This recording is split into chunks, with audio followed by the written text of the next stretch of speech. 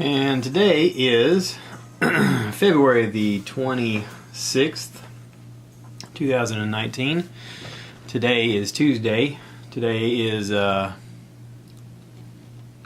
getting towards the end of February. And as we're gearing towards the end of February, there's always change because you're sort of getting rid of winter and getting ready for spring. Spring is right around the corner in March. And with March, you always have new beginnings, you have new things coming up, and there's things to look forward to. I had a surprise last night. I turned on my television to Netflix, and I was just scrolling to see what new stuff is coming up, because they often promote, hey, this is coming up, and you may enjoy this, and usually they're right. The last few things they've recommended, I've enjoyed. So I started looking through the list of stuff, and as I scrolled down to now trending or new releases, whatever it is, I recognized right away the large belly of a good comedian, Bert Kreischer. Came out with a special back in 2016 called The Machine. Now, back when this thing aired originally, this was his official I'm going to do the Machine story on stage material. Okay, if you've seen him in live, he tells it towards the end of the show, but he's been telling it now for years. So, like, I got to see him this past February, and he told it, but sort of a very fast-forwarded, abridged version. My favorite version, if you go online and look it up, is him telling it with a lady doing sign language, and it's hilarious. It's about a 20-minute long video doing it with the girl doing sign language next to him, but it is even funnier than any other time that I've heard him say it. And I think you guys know that I'm kind of a super fan, and I've listened to Bert tell the Machine story probably, no doubt, probably close to 100 times in different podcasts and different type scenarios. And the sign language one I want to say is my favorite. But back in 2016, Bert had a special that he wanted to put out, and Showtime, you remember Showtime, like there's HBO and the Movie Channel and Cinemax and Showtime. Well, Showtime decided they were going to air his special, and they released it on Showtime, and he talked it up a lot, and I really wanted to see it, but I don't have Showtime, nor did I have the money to buy Showtime to watch it. So I just sort of did without. I was sad about it. I really wanted to watch it. I was really hoping that somebody else would pick it up, and nobody did. And then one day I was listening to his podcast, and he talked about how a bunch of people were ripping it off the internet, and they were posting it on YouTube themselves. Matter of fact, there was one guy who posted it as Naked Guy Tells Comedy, or Shirtless Guy Tells Comedy, or whatever it was. And I was like, oh, cool. So I clicked on it, and I watched it on YouTube on my laptop. And it was great. It had a lot of stuff that I'd heard him talk about on his podcast, and I enjoyed it immensely. And then at the very end, he tells the Machine story. It's a good 12 to 15 minute story, at normal pace, and it's about 15 minutes in the special, which is what it should be. And there were elements of it that I'd forgot, and there were parts of it that I liked hearing again, and I was excited about hearing again. And anyway, so it was nice to turn on the TV and see the special there and watch it, and I really enjoyed it. So if you haven't seen Bert's The Machine, go online, check it out on Netflix. It's a good hour long. It's real funny. And at the very end, he tells the Machine story, in case you haven't heard the Machine story. Just saying. And if you enjoyed it, go on YouTube and look for the one that he does with the lady doing sign language, because that's even funnier. There's also a Ray Romano? Yeah, Ray Romano has a double special on Netflix. I watched it this past weekend, where basically he's walking down the streets of New York, and he's talking to the camera in the beginning about how, hey, I'm going to go, and I'm going to do some specials in places where I got started, and he's walking into this first place. It's the Comedy Cellar in New York, and it's a very small venue. I've heard people talk about it on podcasts, and it's good. It's real good.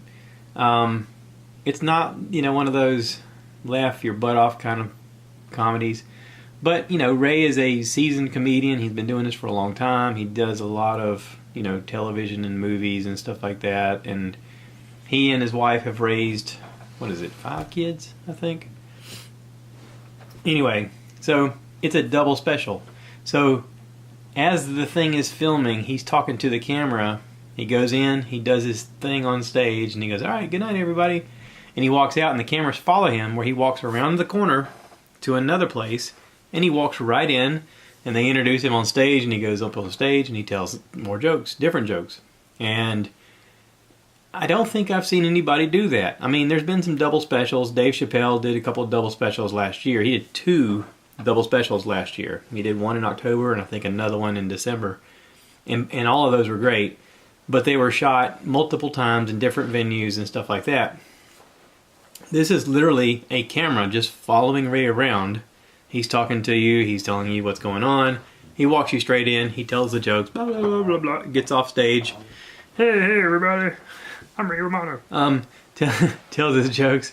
Gets off stage, walks around the corner, and goes and tells more jokes. And it's just a seamless thing. And you can see that he is, you know, he's been doing this for a while. He's a professional. So I fell asleep watching the second one. I'm sad to admit. My wife says it was really good because he talks a lot about the kids. She's like, you need to go back and watch that again. So she's right. I do. And I heard, you know, this is the Stuff I Heard podcast. I heard that the reason that a lot of these comedies are coming to Netflix is because they're a lot cheaper to put on than licensing fees and stuff like that for some of the other shows. You know, I'd heard in the past that horror movies were like that. When they would shoot a horror movie, kind of like Paranormal Activity, that it was done on a very cheap budget, and they made a buttload of money from it. Because a lot of the special effects are just cinematic edits of like the scene like being chopped up, so things come at you really quickly. And, you know, things move, things disappear. Apparently that kind of stuff is very cheap to make. And it was a super popular movie. And so much so that they made a franchise out of it. And I don't know how many Paranormal Activity movies there are now. Maybe 4 or so. I don't watch that kind of stuff. So, but you know, if you're into that kind of thing, great, good for you. That's awesome. I sound like I'm out of breath. I feel like I'm out of breath. I know what it is. I've gone off the rails with the keto. We had a little party this past weekend, and I cooked a pork butt, and we had some friends over. We had some wine. I had a little too much wine. Did not feel well later that evening. But we also had some cake. Now, I'm not normally a sweets person. I'm not normally a cake person. But this was some really good cake. It's a pound cake made by a local place here in town called Kayleen's. And my wife had sent me over there to pick it up. And it's a lemon blueberry pound cake. It has cream cheese frosting on the outside. All of this, none of this is keto. None of it. It's just sugar with more sugar, and in case you missed some sugar, there's extra sugar. I've probably had more sugar in the last, what is this, today's Tuesday, so Saturday, Sunday, Monday, Tuesday. Now I had more sugar in the last 4 days than I think I've had in the last 4 months. That's not even joking. I have got to get back on the bandwagon here. Get back to drinking water and eating healthy and cutting back on the sugar. I can hear it in my voice. I know you guys can hear it. That's not good. I would like to talk about some things that I heard. I've had the opportunity here lately to listen to a few podcasts. Okay? Let me warm up my throat here. I listened to LeeAnn Kreischer's episode 56. Came out this past Thursday. It's Drinking with Friends. She hangs out with her friends Sandy and Kathy. It's fun. It's a fun listen. If you like listening to people hang out and have a good time and just enjoy being silly, it's a fun listen, I guarantee you. Check it out. You're going to enjoy it. I got to listen to quite a bit of Joe Rogan this past week. I know you guys are like, oh, great, more Joe Rogan stuff. No, but listen, it's good. It's really good. Trust me. I listened to him interview this guy. Episode 1247 came out February 18th. Is with Andy Stumpf, Stumpf. He's a retired Navy SEAL. He is also a current wingsuit world record holder. It's like a squirrel suit. You seen those guys on the internet that jump off of things and they race towards these canyon floors just like a human dart? He is the current wingsuit world record holder. He has his own podcast called Cleared Hot, and it's a fun interview. He talks a lot about his military career. He talks a lot about a friend of his who passed away doing this wingsuit diving stuff, and how he's gonna back off doing it. But it's a very interesting interview. One of my favorite parts about the interview is they talk about movies that are out and how wrong a lot of them are, especially military movies. He's like, yeah, if I'm watching a military movie, my wife just leaves the room. She goes, I can't even be in the same room because he's apparently yelling out at the TV how wrong everything is. It's a fun listen to once you get into that part. I also listened to the very next episode, which is 1248, February 19th, with Bill Ottman. Bill is an internet entrepreneur and freedom of information activist based and is also the CEO and co-founder of Minds, www.minds.com. This guy is wicked smart, okay? To the point that I think that he lost me in conversation. Now, I will say this guy is not a great conversationalist. This guy has a lot of great ideas, but I don't know that he needs to be the spokesman that talks about his company. Because in the conversation about his company, I just sort of find myself going, you need a better speaker. You need a better person to kind of push your thing. There's something missing here in the conversation, and a lot of it is the translation to the people. You're just missing it. So anyway, not to poo-poo on all that, but it is what it is. I listened to these out of order, honestly. I listened to episode 1251, came out Thursday, with Tim Dillon. Tim Dillon is a comedian, tour guide, and host. His podcast is called Tim Dillon is Going to Hell. He talks about being a tour guide and in New York, and about how he's big time into conspiracy theories. So it's fun to listen to him talk about conspiracy theories. And he talks a lot about how when he was a tour guide in New York, there are several buildings that are completely full of nobody living in them, because they're all owned, these apartments are owned by billionaires around the world. They buy up real estate by doing a bunch of shady stuff. It's interesting. It's good. Tim is funny also. This is a fun hang. This is a fun conversation. I recommend that one. Episode 1252 came out Monday. This is with Dave Foley and Paul Greenberg. Dave Foley is an actor that was on The Kids in the Hall a long time ago, back when I was a young man. He's an actor, stand-up comedian, director, producer, and writer. If you see him on TV, you'll go, oh, that guy. Dave Foley is funny. He is in there with a guy named Paul Greenberg. He's an actor, comedian, and voice actor. They have a podcast called Don't Say, and there's another word there, is a bad word. But they can't do that promotionally because they won't be able to publish their podcast with the bad word there. So this is a fun listen. Joe and Dave Foley used to be on a television show called News Radio back in the day, and they reminisce about working together, and it's fun. It's a fun listen. They do a bit of conspiracy theory too about aliens towards the end, which is really cool. Oh no! Ladies and gentlemen, welcome. I hit the wrong button. Dadgummit. I hate when I do that. And now I'm listening to a very, very interesting podcast with Joe, episode 1250, and I don't know how to pronounce this. I'm going to guess it's Johann Hari, Johannhari. He is a writer and journalist. His new book, Lost Connections, is available now. Johan. Let's call him Joe. No, because then I don't want to get it confused with Joe Rogan. Johan is a fascinating dude, and I gotta be honest, this dude can talk and hold your interest the entire time. Maybe it's because he has a British accent, or maybe it's because he's practiced enough to speak where he holds your attention the whole time. But this has got to be the podcast where you hear Joe say not much at all.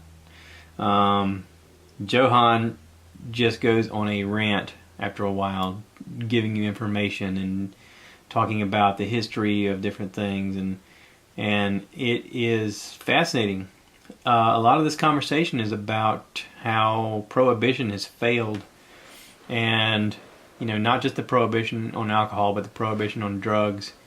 And he talks about the transition and the people who are in power and how they focused on the ethnic community to basically to put them down, to hold them back. He has a very personable story about Billie Holiday. It's just heartbreaking to hear. Apparently they're making it, Lee Daniels is making it into a movie. And I was a fan of Billie Holiday's music when I was a young man. And I had no idea the stuff she had to put up with. I mean, it's heartbreaking to listen to. But, I don't know. It's a great listen. I'll be honest. This is one of the better conversations that I've heard. Or it's full of a lot of information. So it's not just a conversation. It's not a conversation. If you want a conversation, listen to the Dave Foley, Paul Greenberg one. This is information. This is just holy shit kind of information. It has to do a lot with our current country's policy on drugs and the prohibition and the push to criminalize it all and who's responsible and who's in power and why it all comes about. It's I'll tell you, it's amazing. It's amazing that people have so much hate in their heart that they can purposely just go after people the way they do. I mean,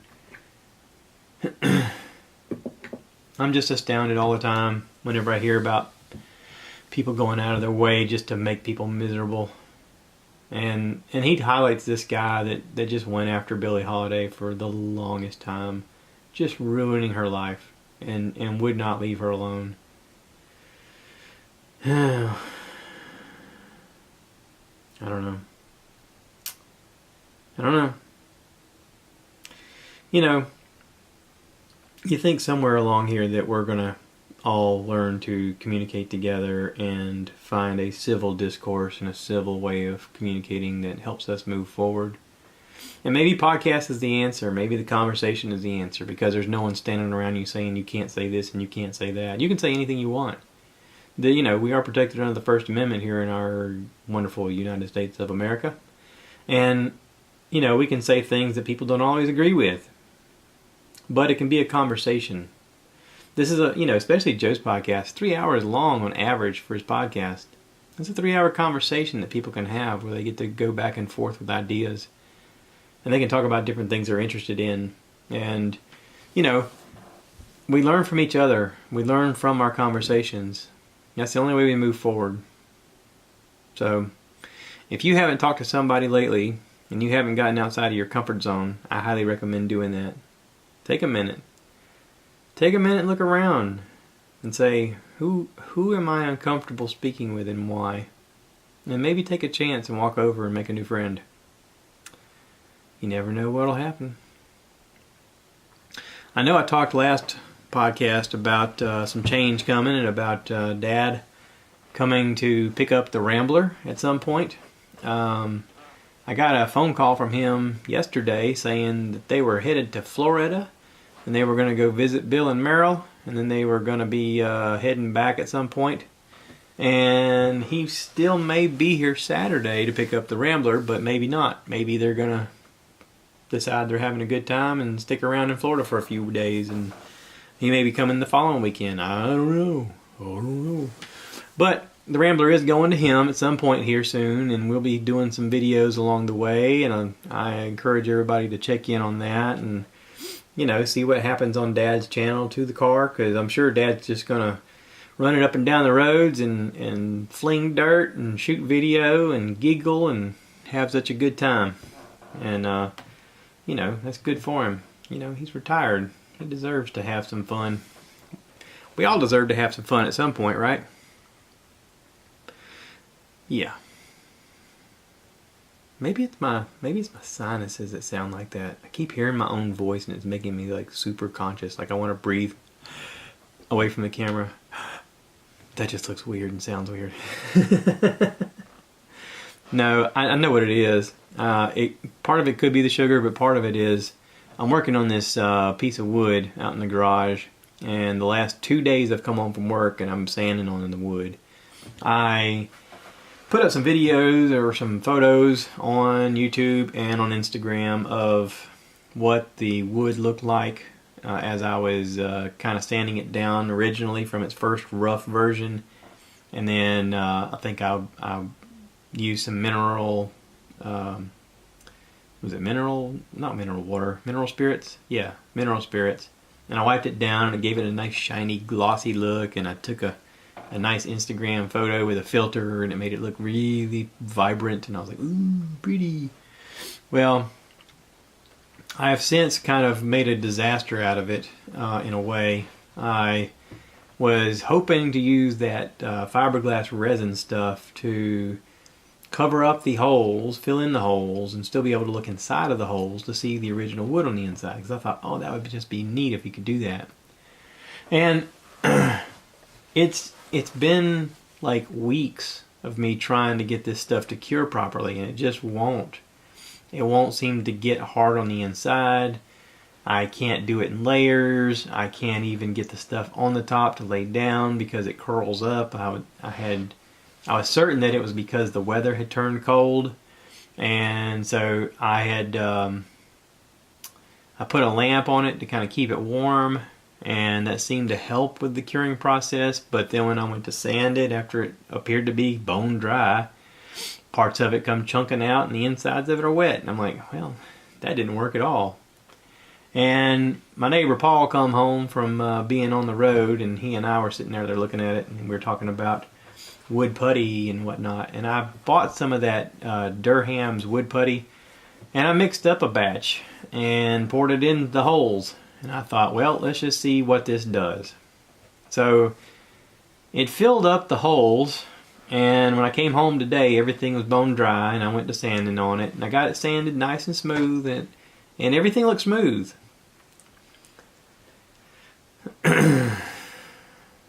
Everything looks smooth. The problem is the color is like a bright looking, I don't know, what do you call it? Sort of like a... Did you ever play with silly putty? You know, you used to get the silly putty and you'd rub it around your hands and make it squish, and then you'd eventually at some point get the idea of putting it on your newspaper, and then you pull it up and the ink would stick to it and it looked like you had the comic strip on your silly putty. It's the color of silly putty. It's like that weird pinkish, brownish, tannish look. I don't even know how to describe the color. It's a yellowish... Is there such thing as a yellowish, pinkish, brownish, beigeish looking thing? On top of the cedar, it just looks ridiculous. I'll just be honest, it looks ridiculous. Now, my stupid brain, because I'm going to be honest, I'm going to tell you, you know, I make mistakes all the time. All the time. You'd be amazed. My stupid brain sees that color and thinks, what if I could stain it? I wonder if there's a way to stain it. That's where things went wrong. I'm just going to be honest. That's where things went wrong. I got the idea of staining it on those spots because I had heard somewhere, I don't remember where, but I'd heard that stain will stick to it. So, I have a little tiny little jar of some stain, and I mixed it up, and I decided not to use a brush because I didn't want to get all crazy. this is my original idea. I don't want to get all crazy. So I get a napkin, a Bounty paper towel, whatever, and I dip a small end into it, and I start blotting it here and there on the spots that I've put the Durhams down on. The Durham, whatever. Needless to say, I got a little carried away. I got a lot carried away. And before I knew it, I was just going, oh no, I've gone too far. Do I go back? How do I go back? I can't go back. I got to go forward. It's one of those things where you're just kind of, you've realized that you've done too much, but you can't really go back and begin again. So, I put too much on. I wiped it down. I realized it was too dark. I could hear my internal voice going, no. And as I'm looking at it, I think, wait, I got mineral spirits. Let me see if I can dilute this a little bit. So I get another group of paper towels, and I start wiping it down furiously all around the sections where I didn't have the Durhams. And it did lighten it up a bit. It kind of gave it a neat little texture. I think I accidentally made it cool looking. I say that, yet I want to go back and look at it once it dries, because right now I'm not so sure. Right now I'm a little paranoid. Right now I think I've gone too far. Right now I'm thinking maybe I'll sand it all off. Listen, it's got a layer of wood. I'm not afraid to just take sandpaper to it and just sand off a layer if I have to. I mean, the cedar was pretty. The cedar was nice. But the wood filler's not. And I didn't really want wood filler to be what you see on the surface. You know what I'm saying? Does that make any sense? And I know right now there's people listening going, dude, they make a colored one that all you got to do is put it on there. Well, thank you for that. I wish you'd have told me sooner. Or maybe somebody did tell me, I didn't listen. But maybe that's why my nose sounds like this. Maybe I'm struggling to breathe because I got dust in my nose. That's one thing I didn't think about. I ain't blown my nose since I've done this. I'm not going to do it right now. I mean, I know you guys are like, dude, I got you in my ear holes. Why would you do that while I'm listening to you? I'm not going to do that right now. I'm going to do that just as soon as I finish this podcast. And then maybe I can breathe better. I know by the time I record again, I'm going to stay away from sugar enough that I'll be able to breathe. I'm feeling fat. All that sugar. Blah. God. Why does something that's so bad for you have to taste so good? I really hope my wife threw away the rest of the cake. I don't want to eat anymore, but I'll look at it and I'll be like, hello. Hello there, my friend. Hello. I miss you. You're my special friend. The funny part is I've eaten off of it the other day, and I told my wife, I said, listen, I've been eating off of it. She came home and she looked at it and she goes, oh my God. And I was like, yeah, I know. I'm bad keto this week. This morning I got up to go to work, and a note fell out of the fridge, and it said, I don't know how, but it fell over. And there's a lot more missing. I wanted to leave her note back and go, oh no, a ghost must have ate it. Oh, goodness. All right, I'm going to wrap this up. I'm just rambling now. I'm tired. It's been a long day. Been up since 3 a.m. Thank you, everybody, for listening. Thank you, everybody, for tuning in. I appreciate every one of you. Please remember to rate, subscribe, review. Tell your friends. Be a part of this. Let me know if you want to be on. Don't just be a listener. You can actually participate. You have something you want to talk about? I'll talk about it. Send me a message. Okay? Y'all take care now. Bye.